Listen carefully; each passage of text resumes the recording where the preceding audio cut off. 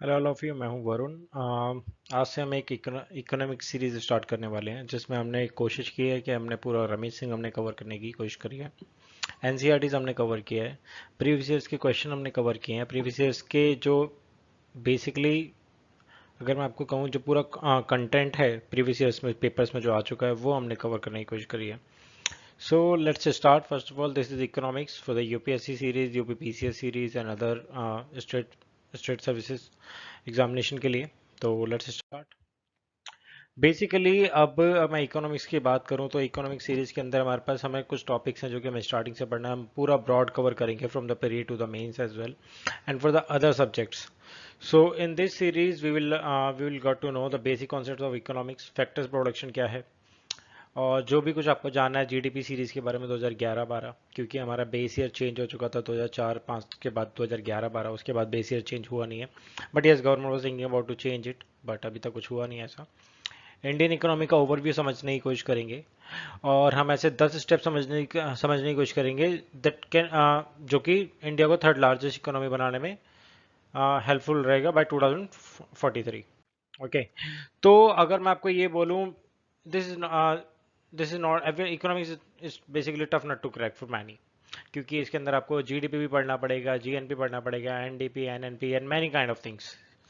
आपको monetary policies and many kind of बहुत कुछ आपको पढ़ने की कोशिश करेगी। बट अगर आपको कॉन्सेप्ट बहुत अच्छे से आपको याद है, आपको पता है, तो UPC sorry economics is an fun and UPSC is also the fun. Okay, because जब भी आप नई चीज़ पढ़ोगे, when you are reading history, environment, geography, आप साइंस एंड टेक पढ़ने की कोशिश कर रहे हो, आप काफ़ी चीज़ें पढ़ने की कोशिश कर रहे हो, you will got to know the like things जो कि आपने कभी सुनी ही नहीं होगी, जिसके बारे में आपको पता ही नहीं होगा। You will boost confidence in your self in front of others when you are speaking.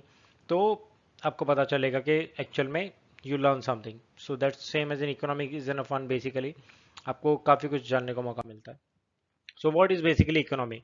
Economy basically nothing else, just आपके पास जो लिमिटेड जो आपके पास जो रिसोर्सेस हैं, आपको उसको डिस्ट्रीब्यूट करना है जिससे आप कुछ प्रोड्यूस कर पाए, आउटपुट आए आपके पास में गुड्स एंड सर्विसेज के लिए। अब हमारे पास जो एलोकेट करना है आपको, जो रिसोर्सेज है, जो आपके पास कम रिसोर्सेज हैं, तो उनको लैंड है, लेबर है, कैपिटल है, एंटरप्रेन्योरशिप है, आपको लोगों के हाथों में देनी है। आपको लोगों को कैपेबल बनाना है, आप उनको सेल्फ रिलायंट बनाना है ताकि वो चीज़ों को आगे बढ़ा पाएं, कुछ ना कुछ प्रोड्यूस करें गुड्स एंड सर्विसेज के तौर पे। Now what is the main objective of an economy? Basically yes, हमारे पास मेन ऑब्जेक्टिव कुछ ज़्यादा कुछ बड़ा नहीं है। Is the simple is that हमें प्रोडक्शन करना है गुड्स एंड सर्विसेज का। Okay, so this is the simple.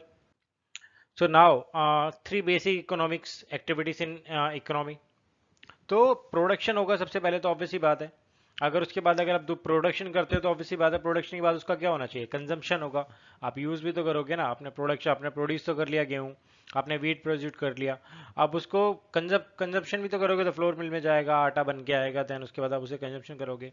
तो कैपिटल का फॉर्मेशन भी होगा, क्योंकि जिसने प्रोड्यूस किया है और जिसने कंजम किया है, तो दोनों में कहीं ना कहीं इन्वेस्टमेंट, सेविंग और इन्वेस्टमेंट वाला कॉन्सेप्ट तो चल रहा होगा।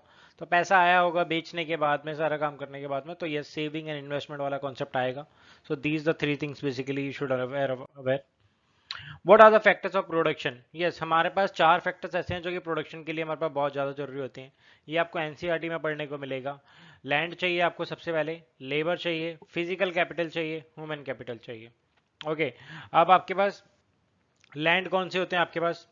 आपके सॉरी, लैंड कौन से कह रहा हूँ, आपके पास लैंड होगा। आप लैंड कुछ ना कुछ आप प्लानिंग करोगे कि हाँ आपको एक किराए का एक ऑफिस लेना है, आपको खेत लेना है, या फिर अदर्स कुछ लेना है आपको, लेकिन करना आपको सिर्फ लैंड पे ही है।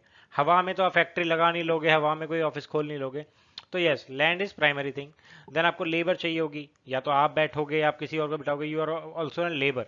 अगर आप किसी ऑफिस में, कॉर्पोरेट ऑफिस में भी काम कर रहे हो, तो you are a labour, nothing else. कोई ज़्यादा बड़ी डेफिनेशन नहीं है। You are working, just differentiation है काम का, तो हम किसी को लेबर कहते हैं, किसी को बेसिकली एम्प्लॉय कहते हैं। सो दिस इज ओनली। ओके, कोई ज़्यादा बड़ा डिफरेंस नहीं होता है। फिजिकल कैपिटल चाहिए होगी, रकम। ह्यूमन कैपिटल चाहिए होगी आपको। ओके, तो फिजिकल कैपिटल में आपके पास आप दो तीन चीज़ें ले सकते हो, बेसिकली मशीनरी ले सकते हो, this is also the physical capital. So these are these kind of things. Basically, factor of production are those inputs, those inputs use in production process to produce output. अब आपको कुछ output लाना है, finish goods आपको लाने हैं, finish goods and services, तो आपको इन 4 चीज़ों की जरूरत पड़ती है। तो मेक श्योर आपके जब भी आप स्टार्ट कर रहे हो कुछ भी, तो आपके पास ये चीज़ होनी चाहिए। Wise production low in many economics, reason है काफ़ी कंट्रीज के पास सब कुछ नहीं है। ओके, काफ़ी कंट्रीज के पास सब कुछ है लेकिन उनके पास कुछ ना कुछ लैकिंग्स है। फॉर एन एग्जाम्पल के लिए लैंड, लेबर, कैपिटल, एंटरप्रेन्योरशिप काफ़ी कंट्रियों के पास कम है, हर किसी के पास ये सब कुछ नहीं है। अगर मैं अफ्रीका की बात करूं, लैंड बहुत ज़्यादा है बट उनके पास कैपिटल नहीं है, एंटरप्रेन्योरशिप नहीं है। ओके, उनके पास लेबर तो मिल जाएगी आपको, you can find it everywhere, whole Africa, even like South Africa की अगर मैं बात करूं, यस काफ़ी डेवलप्ड है, काफ़ी कुछ है, but not other part of Africa, आपको काफ़ी काफ़ी कुछ नज़र नहीं आएगा। Same goes to the South East Asia, तो वहाँ आपको काफ़ी कुछ, आपको लेबर नज़र नहीं आएगी, बाकी आपको काफ़ी कुछ नज़र आएगा, एंटरप्रेन्योरशिप नज़र आएगी, तो काफ़ी जगह लैकिंग्स रहेगी। तो ये चीज़ें होता है। Even if you will talk about the developed Nations like USA हो गया, कनाडा हो गया, यूरोप हो गया और बाकी कंट्रीज हो गई, तो ये जो कंट्रीज हैं बेसिकली ये डेवलप तो हैं लेकिन इनके पास भी दिक्कत है। इनके पास कई कई बार इनके पास लैंड का इश्यू आ जाता है, लेबर का इश्यू हो जाता है, इस वजह से इंडिया से लेबर इंपोर्ट होकर जाती है वहाँ पे, ओके, एक्सपोर्ट की जाती है, सॉरी। तो ये सारा काम किया जाता है। कैपिटल की फॉर्मेशन, कैपिटल की जरूरत नहीं होती, एंटरप्रेन्योरशिप की इनकी जरूरत नहीं होती, ऑलरेडी बहुत है वहाँ पे। अब basic concept of the Indian economy, अब बेसिक कॉन्सेप्ट के तौर पे अगर मैं आपसे कहूंगा तो आप बेसिक कॉन्सेप्ट में क्या लेके आ जाओगे? The main area covered in the article are national income, monetary policy, physical policy, balance of payment. ये आपके क्या है? बेसिकली बेसिक कॉन्सेप्ट हैं आपको समझने के लिए। नेशनल इनकम क्या होती है, मॉनेटरी पॉलिसी क्या होती है, फिजिकल पॉलिसी क्या होती है, बैलेंस ऑफ पेमेंट क्या होता है, then you should be aware. आपको होना ही चाहिए, आपको ये सारी चीजें पता होनी चाहिए। whenever if anyone is starting like discussing about economics or other things, then automatically आपके माइंड में आना चाहिए, yes he is talking about something, that point of view. तो चलना चाहिए। What is basically national income? National income के हमारे पास नापने के 4 तरीके हैं। हम जीडीपी, हमारे पास जीडीपी है, जीएनपी है, एनएनपी है, ओके, तो ये सारा कुछ चलेगा, काफी कुछ पढ़ेंगे, समझ में आएगा। Let's GDP. अब क्या होता है, अगर मैं आपको शुद्ध हिंदी भाषा में समझाऊं तो एक साल के अंदर एक कंट्री के अंदर जितना भी प्रोडक्शन होता है एक टेरिटरी के अंदर, जिसमें ही फाइनल गुड्स हैं, अंतिम वस्तुओं और सेवाओं को जिसमें जोड़ा जाता है, दैट्स कॉल्ड द जीडीपी। ये शुद्ध हिंदी के तौर पे अगर मैं आपको बताऊं, but in terms of English तो आप आराम से समझ लो। GDP that means gross domestic product is the total money value of final goods and services produce in economic territory of a country in a given year. एक साल के अंदर GDP stand for the total value of goods and services produce inside the territory of India, irrespective of the home produced it, whether it is by the Indian or by the foreigners. India के अंदर कोई foreigners भी अगर रह रहे हैं, कोई production कर रहे हैं, that will be also counted. आप ऐसा नहीं कर सकते कि भाई ये तो यूएसए के आदमी ने किया तो इसको काउंट नहीं, that will not be work basically. तो जीडीपी में काउंट होता है, ओके। तो ध्यान रखो, सिंपल एज दैट, ऑलरेडी ये क्वेश्चन पूछा जा चुका है, जीडीपी का मतलब क्या होता है, जीडीपी में क्या काउंट होता है, यूपीएससी ऑलरेडी पूछ चुकी है। यूपीएससी ध्यान रखना, जब भी आप बात करो तो आपको ये समझने की जरूरत पड़ेगी कि बाज की नजर चीते की चाल, और यूपीएससी के एग्जाम पे कभी संदेह नहीं करना चाहिए, तो करना भी मत, कभी भी कुछ भी पूछ लेती भाई। चलो, एग्जाम्पल के तौर पे अगर मैं आपको बताऊं तो let's assume total value of किसी गुड्स एंड सर्विसेज की जो प्रोड्यूस हुआ इंडिया में उसके अराउंड 100 लाख करोड़ है, ठीक है, जो कि यूएस डॉलर के अंदर अगर मैं आपको टोटली अगर मैं बताऊं तो 2 ट्रिलियन डॉलर के अराउंड बैठेगी। This is the value of GDP, okay. Final goods जो भी है उसकी जो टोटल प्रोडक्शन हुआ इंडिया के अंदर वो 100 लाख करोड़ का हुआ, और जो कि यूएस डॉलर में जो उसकी वैल्यू बन रही है वो बन रही है 2 ट्रिलियन डॉलर्स। तो basically this is the only value of Indian GDP, okay. तो आपको इसको देखना पड़ेगा। For an example, just a minute, मैं जब तक चार्जिंग में लगा लेता हूँ लैपटॉप, नहीं तो बंद हो जाएगा, दिक्कत हो जाएगी। हाँ।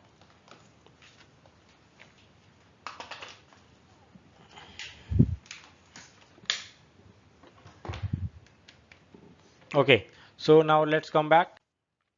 What is GNP? देखो, जीएनपी का एक सिंपल सा तरीका अगर मैं आपको जीएनपी बताऊं तो जीएनपी ग्रॉस नेशनल प्रोडक्ट। जब भी आप जीडीपी में से डेप्रिसिएशन मूल्यह्रास को माइनस कर दोगे तो उसके बाद जो बचेगा वो आपका जीएनपी बचेगा।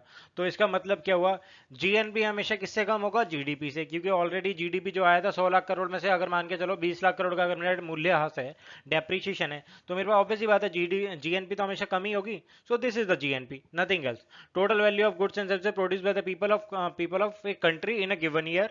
It is not territory specific, एक टेरिटरी में नहीं हो सकता, टेरिटरी के बाहर भी हो सकता है, तो दिस इज नॉर्मल। यानी कि यूएसए में बैठा हुआ इंसान अगर इंडिया का है एक इंडियन इंडियन ओरिजिन है और इंडियन रेसिडेंट है और वहां पर जाके काम कर रहा है, उसकी जो इनकम है that will be also be counted. Okay, चलो।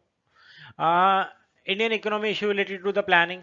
अच्छा, अब आप ये मत कहना कि मैंने दो बाकी नहीं पढ़ाया, that will be also be included, so don't worry about it, आपको वो भी पढ़ाऊंगा। Indian economy issue related to planning.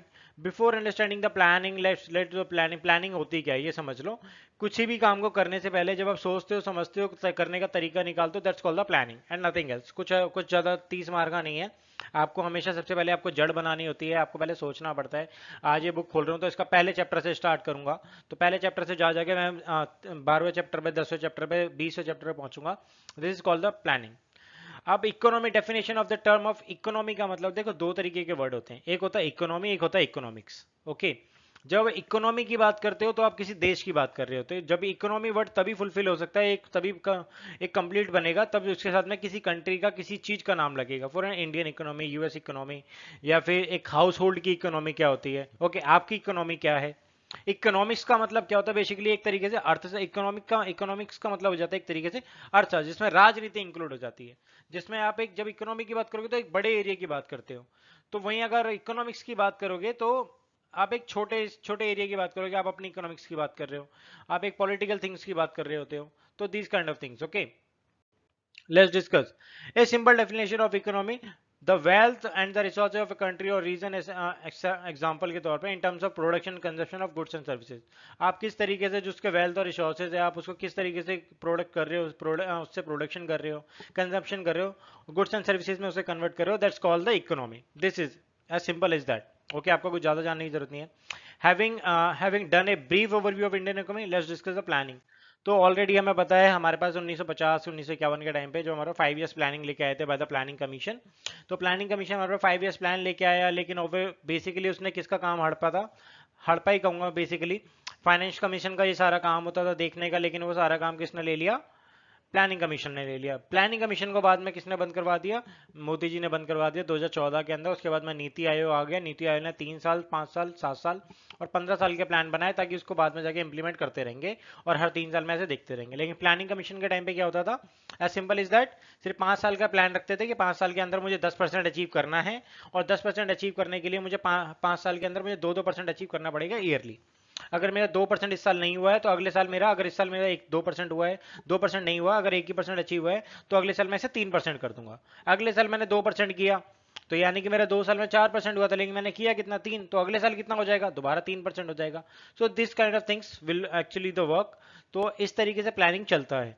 अब यहाँ पर हमने काफी कुछ किया, हमारे पास काफी फेल प्लान रहे हैं, जिसमें हमारा वॉर रहे, बाकी चीजें रही, और पॉलिटिकल इंट्रूजन्स रहा, और बाकी सारी चीज़ें, इवन लाइक आप 1990 का आप इकोनॉमिक डिप्रेशन ले सकते हो। तो ये सारी चीज़ें चलती रही, तो इसकी वजह से हमारे प्लान, कुछ 5 ईयर्स प्लान हमारे फेल हुए। सो वो भी डिस्कस करेंगे उस क्लास के अंदर। बाकी आगे चलते हैं। Planning versus forecasting. आपको प्लानिंग करने से पहले आपको फोरकास्ट करना पड़ता है कि भाई इसका अंजाम क्या होगा, आपको क्या करना पड़ेगा, क्या नहीं करना पड़ेगा। फ्यूचर विल लुक लाइक, कैसा फ्यूचर होगा, where is the planning predicts what the future should look like. So this is as simple as need for planning in an economy. हाँ बिल्कुल जरूरी है यार, बिना उसके तरीके करोगे कैसे, आपके पास दिमाग खराब हो जाएगा आपका बिना उसके करोगे तो। बी नेचुरल रिसोर्स, जो भी आपके पास नेचुरल रिसोर्सेज है, ह्यूमन रिसोर्स हैं, स्कैर्सिटी ऑफ रिसोर्सेज है, नेसेसिटीज है, नीड है प्रॉपर मैनेजमेंट की। आपके पास कम रिसोर्सेज हैं, चाहे वो नेचुरल है या फिर ह्यूमन है। आप मान के चलो आपके पास, आपको काम करना है, आपके आपने एक फैक्ट्री खोली, आपको आपको एक ऑर्डर आया, उसने बोला भाई जी आपको 10 दिन में आपको मेरे को 1000 बोतलें बना के देनी है। आपके पास एम्प्लॉय 10 है। अब वो जो 10 एम्प्लॉई हैं डेली 8 ही बना रहे हैं, तो एक दिन के अंदर क्या, अब डेली मान के चलो 80 बोतल बना रहे हैं, तो 10 दिन में कितनी बनेगी, 800 ही बनेगी ना। तो जब 800 ही बन रही है तो अब आपको क्या करना पड़ेगा, जो अपने रिसोर्सेज ना उसको बहुत अच्छे से यूज करना पड़ेगा। आपको टाइमिंग बढ़ानी पड़ेगी कि भाई 20 बोतल के लिए थोड़ा एक्स्ट्रा ओवर टाइम करो, ताकि उसके लिए आपको करना पड़ेगा काम, प्रॉपर मैनेजमेंट बनाना पड़ेगा, ताकि प्रोडक्शन आपका अच्छे से हो, डिस्ट्रीब्यूशन हो। तो ये सारी चीज़ें, उसके बाद जब 1000 बन जाएगी तो कंजप्शन तो हो ही जाएगा, एंड गुड्स तो आ ही जाएगा। तो ये सारी चीज़ें चलती हैं आराम से। चलो, issue relating to the planning mobilisation of resources growth development employment, this is nothing is that आप रिसोर्सेज को कैसे यूज करते हो, मोबिलाइज करते हो, उस तरीके को कैसे अपने अप्रोच में लाते हो, this is the things only. चाहे आपके नेचुरल रिसोर्सेज हो, आपके ह्यूमन रिसोर्सेज हो। नेचुरल कौन से होते हैं, जो डायरेक्टली आपको इन्वायरमेंट से मिल जाते हैं। ह्यूमन रिसोर्स यानी कि हमारे जैसे लोग, काम करवाना है करवा लो, बाकी जिस तरीके से बाकी खाली तो बैठी हैं, काम करवाना हो तो करवाओ, हम कर लेंगे। तो आपको यूज करना आना चाहिए ह्यूमन रिसोर्सेज को। अगर आप यूज नहीं कर पाओगे फिर तो क्या ही फायदा चीजों का। इशू विद द प्लानिंग, अब प्लानिंग के साथ में इशू क्या क्या होते हैं। इवन हमारे प्लानिंग कमीशन जब 1950s में आया था तो उसके साथ में क्या क्या इशू हुआ। Basically planning is central, okay. Decentralise planning still in nascent stage. अभी तक हमारे पे क्या हो रहा था, जो हमारा 1950 से लेके 2012 तक में जो हमारा जो प्लानिंग चलता रहा बेसिकली, तो क्या होता था, वो प्लानिंग 2017 में हमारा लास्ट प्लानिंग खत्म हुआ, ठीक है। तो अब क्या हुआ उस टाइम पे, तो वो सेंट्रलाइज प्लानिंग चलती रही। लेकिन आपको प्लानिंग को ना डिसेंट्रलाइज करना जरूरी है। जब तक आप चीजों को डिसेंट्रलाइज नहीं करोगे ना, चीजें आपकी अचीव होना बहुत ज्यादा मुश्किल हो जाती हैं। लेकिन इसके लिए एक अच्छा तरीका निकाला गया 1990s के अंदर। क्या आया, पीआरआई आ गया 1992 के अंदर अप्रैल में। अब उसमें क्या हुआ कि चीजें डिसेंट्रलाइज हो गई। अब पंचायती राज इंस्टीट्यूशन आया, उनको चीजें ट्रांसफर की गई कि भाई अब तुम भी हेल्प करो, ऐसे काम नहीं चलेगा, हमारे बस की सब कुछ करना नहीं है। तो बेसिकली ये काम हुआ। Planning commission is not a constitutional body. Obviously बात है, इसे जैसे एक वैसे एक नॉर्मली बना दिया गया था पार्लियामेंट के ऑर्डर के थ्रू। बेसिकली इसने जितने भी काम थे वो सारे के सारे हाईजेक किए थे। किसके, फाइनेंस कमीशन के, जो कि मैंने आपको बताया था अभी। After planning commission face to understand the ground realities. आपने रोड पे जाके देखा नहीं रोड कितनी अच्छी है, और आप ये सोच रहे हो हाँ भाई रोड तो बनी गई है। अरे देख तो लो काम कैसा हो रहा है कैसा नहीं हो रहा। यही मेन रीजन था कि अभी तक की डेट में हमारा एजुकेशन सिस्टम ढंग से सुधरा ही नहीं था। यही सबसे बड़ा मेन रीजन था कि हमारी जो इकोनॉमी थी वो बन ही नहीं पा रही थी। प्लानिंग कमीशन प्लान बनाई जा रही है बनाई जा रही है, यही रीजन था। ये मान के चलो कि अगर मैं आपको डायरेक्टली बताऊं 1980s तक या फिर 1985 तक, अगर 90s का अगर मैं जमाना भी कहूं, तो उस टाइम पे अगर कोई अंग्रेज अगर सूटकेस लेके ही भारत में आता था ना, तो ये सोचते ये दोबारा कब्जा ना कर ले, ये दोबारा से हमारे ऊपर राज ना कर ले। तो हमने एफडीआई आने ही नहीं थी। प्लानिंग तो छोड़ो, प्लानिंग के नाम पे कुछ पागल बनाने में लग रहे थे ये लोग, और कुछ नहीं कर रहे थे। अनरियलिस्टिक डेटा और पॉवर्टी लाइन बेकार ही चल रहा था। ये किसी से कुछ नहीं कर पा रहे थे, सिर्फ ये गरीबी हटाओ का ये नारा लगाने में लग रहे हैं, बेवकूफ बनाने में लग रहे हैं, और कुछ नहीं कर रहे। तो यही मेन रीजन था कि हम इतना ज्यादा पीछे चले गए थे। सेंट्रलाइज प्लानिंग में not touch the peripheral areas. अब जब तक आप सेंट्रलाइज करोगे, मैंने यहां से बैठ के ऑर्डर दे दिया कि वो वाली रोड बन जानी चाहिए, अरे देख के तो आओ ना, कौन देखेगा, देखने वाला ही तो कोई नहीं है। आप खुद ही नहीं जा रहे हो, आप किसी किसी को बता ही नहीं रहे हो, आपने कोई रोल ही अपॉइंट नहीं कर रखा किसी के लिए, आपने डिसेंट्रलाइज नहीं किया, पेपर पे काम हो रहा है, सिर्फ वही काम चलने में लग रहा है। तो डिसेंट्रलाइजेशन होना जरूरी है। Planning for 125 crore and above population is not that much easy. This is not a cup of T basically. तो आपको बहुत अच्छे से प्लानिंग करना बहुत जरूरी है, बहुत सोच समझ के बहुत चीजों को लेके आना जरूरी है। Limited resource and funds available हमारे पास less, it's very true, I will not going to comment on this.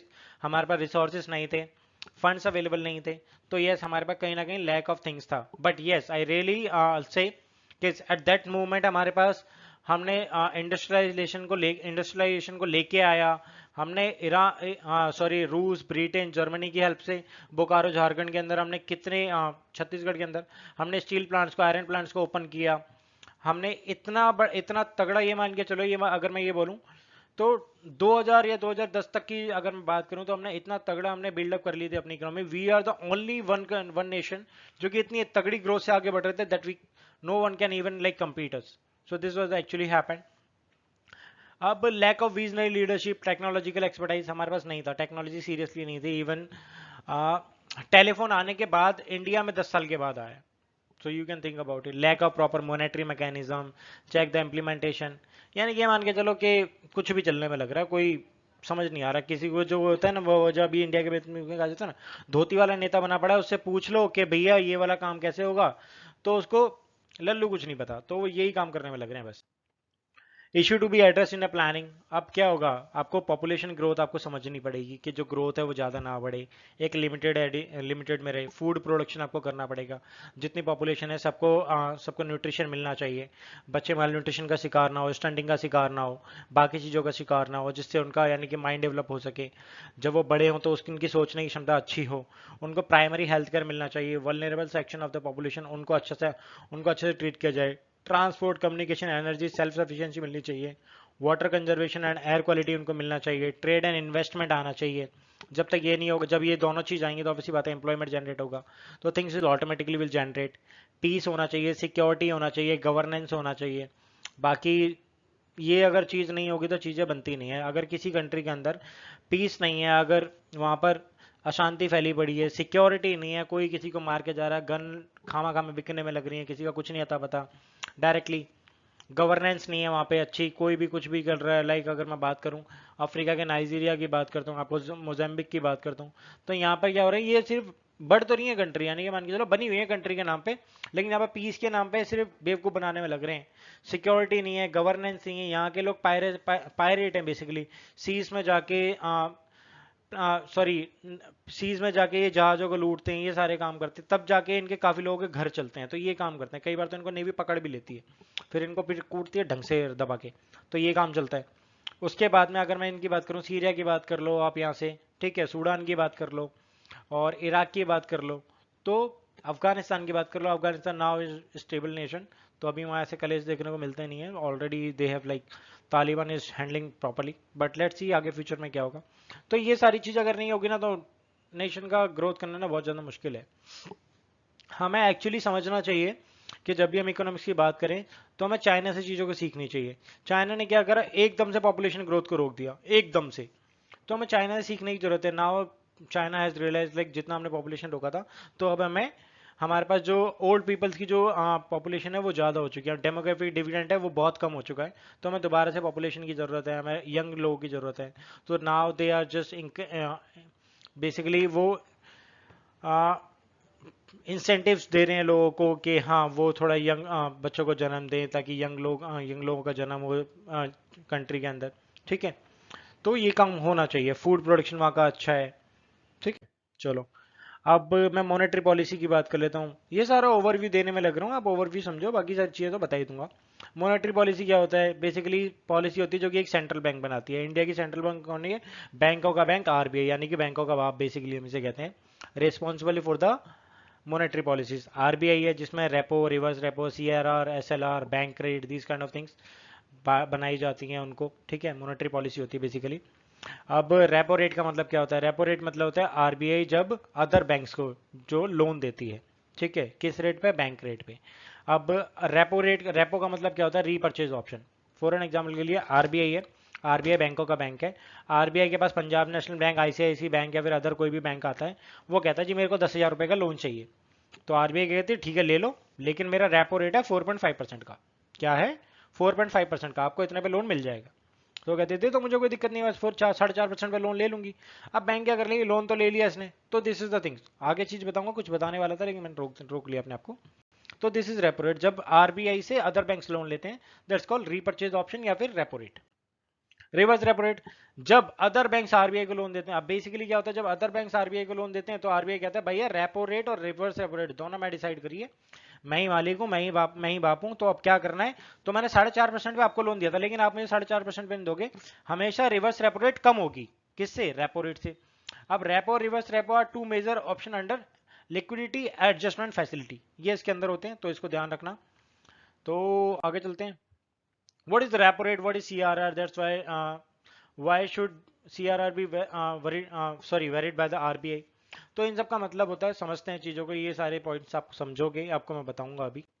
तो देखते हैं, रेपो रिवर्स रेपो मैंने आपको बता दिया है। करंट रेपो 2022 के अकॉर्डिंग दिसंबर में हमारा 6.25 चल रहा है आज की डेट में, ठीक है। बैंक रेट क्या होता है, बैंक रेट वो होता है जिस रेट पर आरबीआई, ठीक है, सॉरी बैंक आरबीआई अपने कस्टमर्स को लोन देता है। आरबीआई के कस्टमर कौन है वो मैं भी आपको बताऊंगा।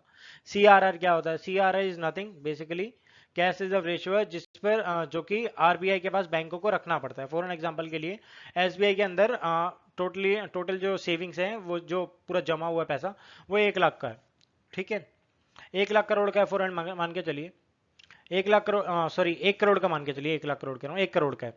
अब आरबीआई का कहना है कि इसमें से भाई साहब 3 सीआरआर आपका 3% है, यानी कि वो परसेंटेज जो कि आरबीआई के पास बैंकों को जमा रखनी पड़ती है एक सिक्योरिटी के तौर पे, कि भैया तुम जिस दिन बर्बाद हो गए, तुम्हें बचाने के लिए भी तो कुछ चाहिए, तुम भी तो कुछ ना कुछ, उस टाइम पे तुम डूब गए, तुम मर गए, खप गए, तो क्या करोगे।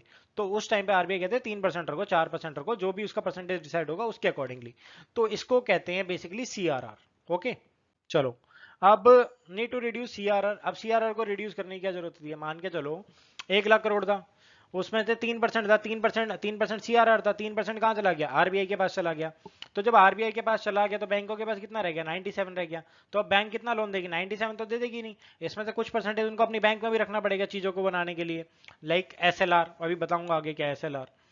तो अब आरबीआई कहती है भैया अब आपने इतना पैसा ले लिया मार्केट में तो लोन चाहिए, लोन हम कम दे पा रहे हैं, सीआरआर थोड़ा कम करो। अब सीआरआर कम होगा तो बैंक के पास क्या हो जाएगा, पैसा थोड़ा सा और ज्यादा आएगा। सीआरआर क्या करे, सीआरआर के बाद, सीआरआर कम होने के बाद क्या करेगी बैंक अब इंडस्ट्रीज को, बाकी लोगों को लोन देना चालू कर देगी। तो ये लड़ाई झगड़ा चलता रहता है इंडस्ट्रीज के बीच में, बैंक के बीच में, कि भैया सीआरआर कम करो और एसएलआर बढ़ाओ। अब जब एसएलआर बढ़ाओगे, सीआरआर कम करोगे, तो मार्केट के अंदर सर्कुलेशन बढ़ जाता है पैसों का। अब जब सर्कुलेशन बढ़ जाएगा तो ऑटोमेटिकली क्या हो जाएगा, इन्फ्लेशन बढ़ने के चांसेस हो जाएंगे, लोगों की जेब में रकम ज्यादा आ जाती है। अब रकम ज्यादा होगी तो खर्च भी तो ज्यादा करेंगे, पिज्जा बर्गर भी तो खाने हैं फिर, और बाकी इन्वेस्टमेंट भी करने, घर लेने हैं, मकान लेने हैं, पैसा उड़ाना भी है।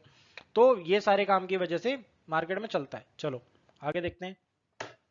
There is a cry from the industrial sector reduce repo rate, ये चलता रहता है, मैं वो भी आपको बता रहा था, इंडस्ट्रीज क्यों होती रहती हैं, repo rate, reverse repo rate कम होना चाहिए, ये सब होना चाहिए। अब रिवर्स रेपो रेट का क्या लेना देना वो भी बता देता हूँ। देखो मैं आपको एक सिंपल सी लैंग्वेज में समझाता हूँ। आपके पास चार चीजें, रेपो रेट है, रिवर्स रेपो रेट है, सीआरआर है, एसएलआर है। रेपो रेट का मतलब क्या होता है, जब आरबीआई अदर बैंक्स को लोन देता है।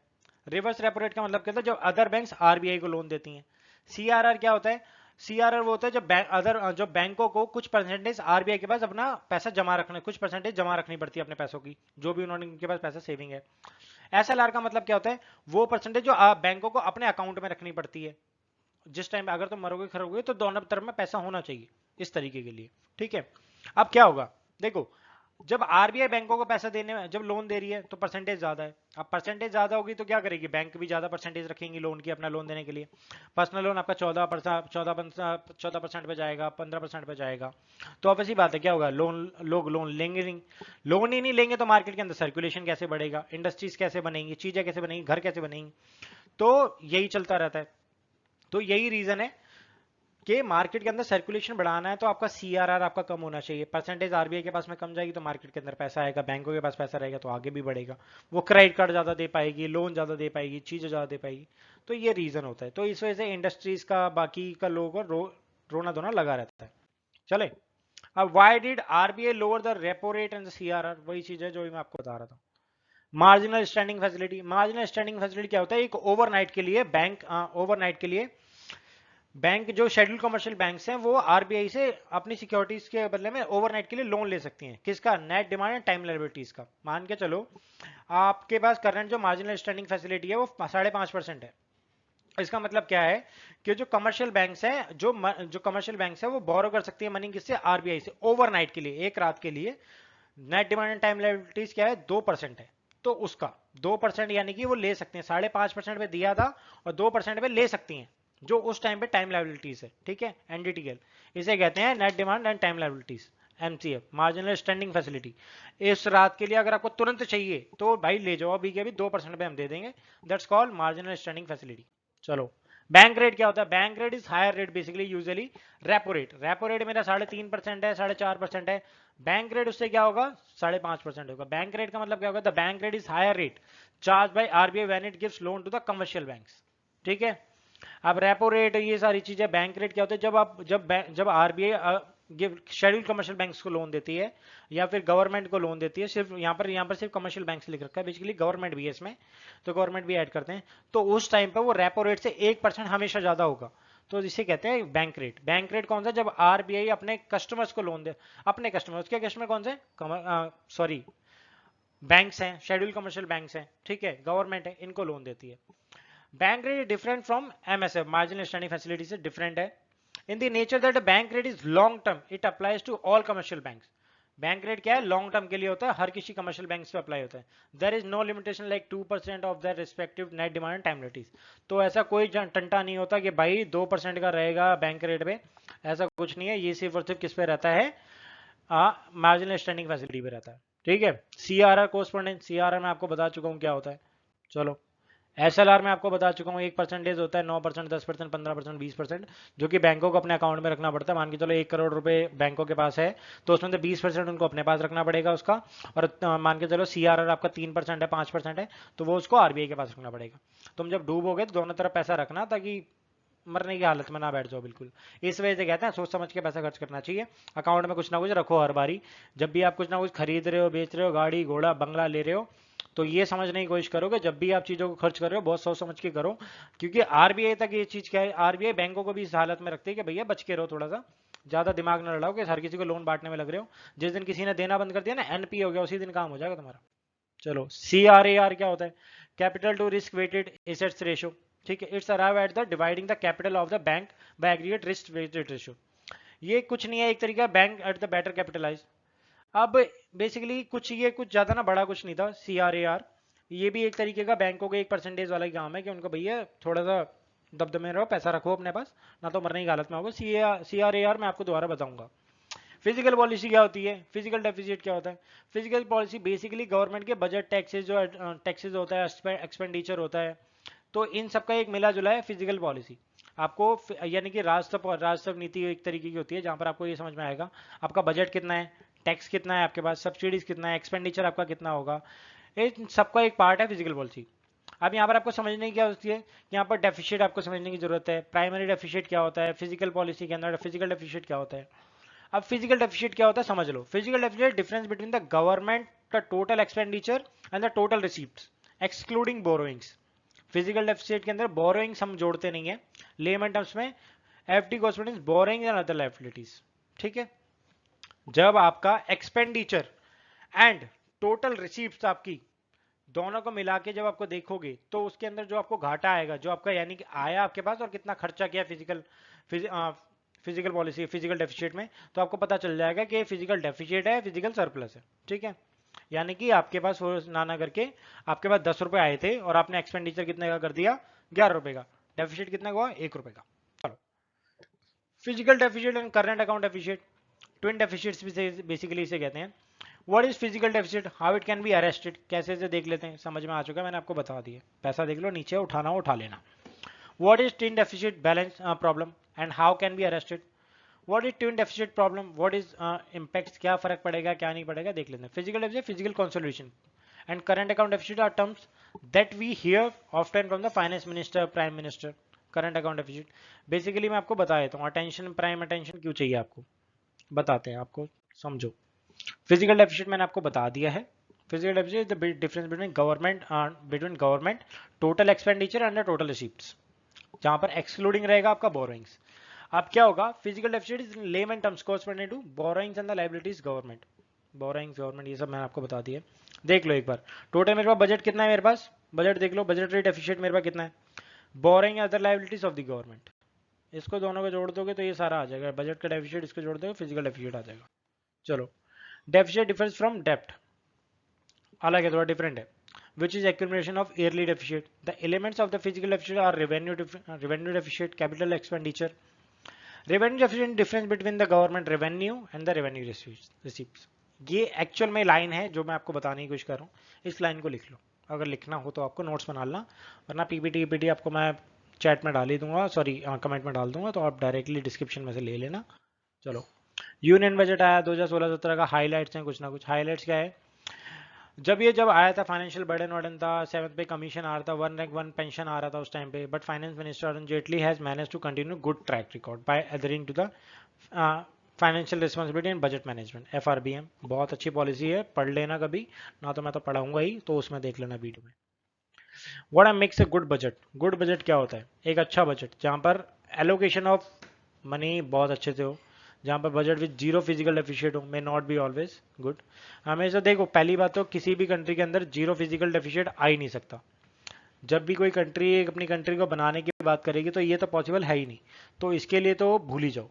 एक बार ऐसा हुआ था कि उत्तराखंड ने दिया था भाई साहब कि भाई हमारे पास डेफिशिएट है ही नहीं, 2006 की बात है ऐसा, लेकिन ठीक है, इसको अच्छा नहीं माना जाता।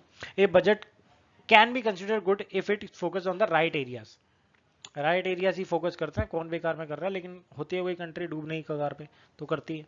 If it sets the priorities right, if it shows the vision of the government. Every budget has two sides, receipts and expenditure, ये दो ही होता है, रेवेन्यू रिसीप्ट्स होगा, रेवेन्यू एक्सपेंडिचर्स होगा, टू साइड्स होती हैं बेसिकली। ठीक है, to given below figure table clearly shows the receipt and expenditure, अभी मैं आपको एक फिगर दिखाने वाला हूँ, इसके अंदर आपको नजर आएगा। जो मैं कंपेयर बजट 2016 का बजट कंपेयर करोगे और समझोगे। देखो रिसीप्ट कितना है, एक्सपेंडिचर कितना है, टोटल आपके पास टोटल जो टैक्स से जो नेट सेंटर आया टोटल 10,54,101, नॉन टैक्स से आया 3,22,000, टोटल हो गया 13,77,000। रिकवरी से लोन आया 10,000 करोड़ का, ठीक है। अदर रिसीप्ट आया 56,500 करोड़ का। बोरोइंग्स अदर लाइबिलिटीज कितनी है, 5,33,000 की, ठीक है। तो अभी से देखोगे तो क्या हो जाएगा, टोटल कैपिटल कितनी है, 6,01,000 की, ठीक है। टोटल कितना हो गया, 19,78,060 करोड़, ठीक है। सेम अगर आप इसे देखोगे, एक्सपेंडिचर देख लो, टोटल प्लान एंड रेवेन्यू मेरा एक्सपेंडिचर कितना हुआ, नॉन प्लान कितना हुआ। प्लान और नॉन प्लान का मतलब समझ लेना, बताऊंगा अभी आराम से पढ़ोगे। नॉन प्लान प्लान बेसिकली समझ जाना, वैसे अगर दिमाग है तो थोड़ा बहुत दिमाग लगाने की कोशिश करना। प्लान नॉन प्लान क्या होता है मेरे पढ़ाने से पहले पढ़ लोगे तो और ज़्यादा बढ़िया, वीडियो में बहुत अच्छे से समझ में आ जाएगा। नहीं आएगा तब भी मैं बहुत अच्छे से कोशिश करूंगा समझा दूं, ठीक है। प्लान कैपिटल एक्सपेंडिचर मेरा कितना हुआ, उसके बाद में नॉन प्लान कैपिटल एक्सपेंडिचर कितना हुआ, टोटल मेरा plan expenditure, total non plan. इस तरीके के जो डिफरेंस आ रहा है ये आपको बता देगा क्या चल रहा है, ठीक है। चलो रेवेन्यू डेफिसिट मेरा कितने का हुआ, देख लो 2.3% of GDP. Revenue effective revenue deficit कितने का हुआ, 1.2% का। फिजिकल डेफिसिट कितने का था ये आपको बता ही दिया था। प्राइमरी डेफिसिट पता चलेगा। Yes there is gap between income and the expenditure, सीधी सी बात है। Deficit can be finance by the borrowing of the Reserve Bank of India. अब देखो जब भी आपके पास डेफिसिट हो रहा हो या फिर आपके पास कोई दिक्कत हो रही हो तो इसके लिए आप क्या करते हो, आरबीआई से लोन लेने की कोशिश करते हो। भाई फिजिकल डेफिसिट को तो पूरा करो। आरबीआई है किस लिए, गवर्नमेंट की हेल्प करने के लिए। लेकिन ऐसा नहीं है ये गवर्नमेंट ने बोल दिया कि पैसा दे दो तो दे ही देगा, ऐसा नहीं चलता। घर की खेती नहीं है, इतना भी नहीं है कि जब मन चाहे तभी गेहूँ उगा लिए। टाइम होता है, टाइम टू टाइम लेते हैं, ठीक है। तो इसके ऊपर कंट्रोल रखना जरूरी है। चलो while step taken by the government to bring 2012 and 13 physical deficit within a target 5.3% of GDP, 2012-13 में ऐसा डिसाइड किया था कि गवर्नमेंट जो फिजिकल डेफिसिट है 5.30% ऑफ जीडीपी रिड्यूस करने की कोशिश करेगी। Cuts in politically sensitive subsidies और ये सारी चीजें, पॉलिटिकल सेंसिटिव जो सब्सिडीज दी जाती थी उन सबको कट किया गया। RBI expect government to control unproductive expenditure, bridge the gap, जितना ही बेकार का खर्चा है उसको कम करेंगे तो ये सारा कुछ होगा। ऑब्वियस सी बात है।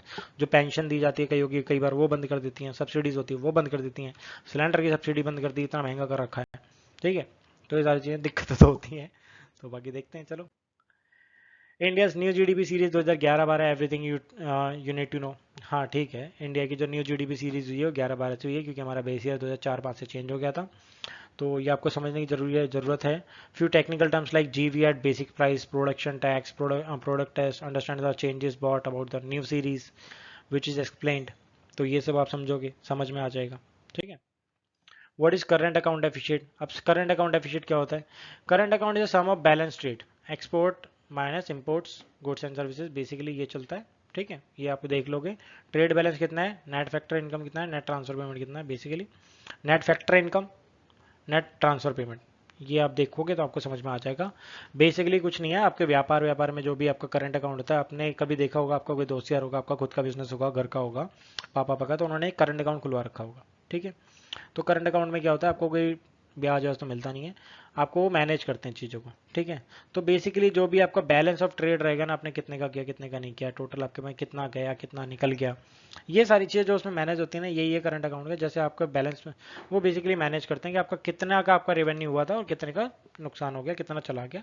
This is simple as that, ठीक है। तो आप यहाँ पर देखो balance of trade, export minus import, आपने कितना एक्सपोर्ट किया कितना इंपोर्ट किया। आपने एक्सपोर्ट ज़्यादा किया होगा तो बढ़िया बात है, इंपोर्ट ज़्यादा किया होगा तो फिर डूबा पड़ा फिर तो। Net factor income such as interest and dividends, net factor income plus net transfer payment, ठीक है। इन तीनों को जोड़ोगे तो ये आपका करंट अकाउंट हो जाएगा। How should the gap in dollar supply be filled. Basically अगर मैं वैसे नॉर्मली बात करूं तो एक्सपोर्ट डिक्रीज द इंपोर्ट्स। तो जब जब एक्सपोर्ट इंक्रीज होगा तो ऑब्वियसली बात है क्या हो जाएगा, इंपोर्ट डिक्रीज हो जाएगा। तो ये हमारे लिए बेटर रहता है कई बार, which is step easier said that done. India is depending more FIIs and fill the gap. Basically FII होता है financial institution, basic investment institutions होते हैं, ठीक है, जो बेसिकली FDI से अलग होते हैं। FDI और FII में फ़र्क होता है, ये भी मैं आपको बताऊंगा, दोनों में बहुत फ़र्क है। ये क्वेश्चन UPSC पूछ चुकी है। But since these investment are volatile and risky, this is not healthy. We need urgent step to boost FDI and export. हमें FDI लानी चाहिए, भारत के अंदर पैसा आएगा बाहर से, यहाँ से माल दूसरी कंट्री में जाएगा, तभी कंट्री को ज़्यादा फायदा होता है, वरना तो फिर डूब ही पड़ी है फिर तो।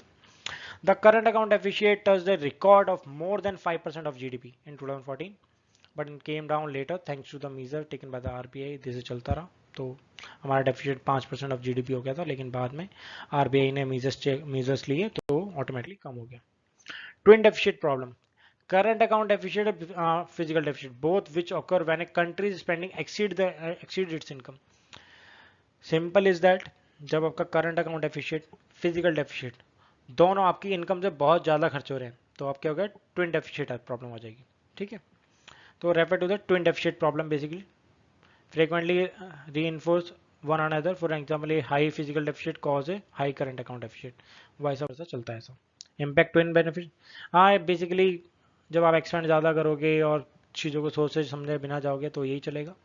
यानी कि मान के चलो आपकी नौकरी भी गई और आपका लोन भी बंद नहीं हुआ तो क्या हो गया, डबल प्रॉब्लम, ट्विन डेफिसिट हो गया आपका. तो ये national income, GDP, factor cost, ये सब कुछ हम नेक्स्ट लेक्चर में पढ़ेंगे और कोशिश करेंगे आपको बहुत अच्छे से समझाने की कोशिश करूँ दोबारा से. होप आपको ये लेक्चर आपको अच्छा लगा होगा. बाकी नेक्स्ट लेक्चर में भी कवर करेंगे, बहुत अच्छे से समझाने की कोशिश करूँ. तो आज के लिए इतना ही. Thank you, bye bye, Ram Ram.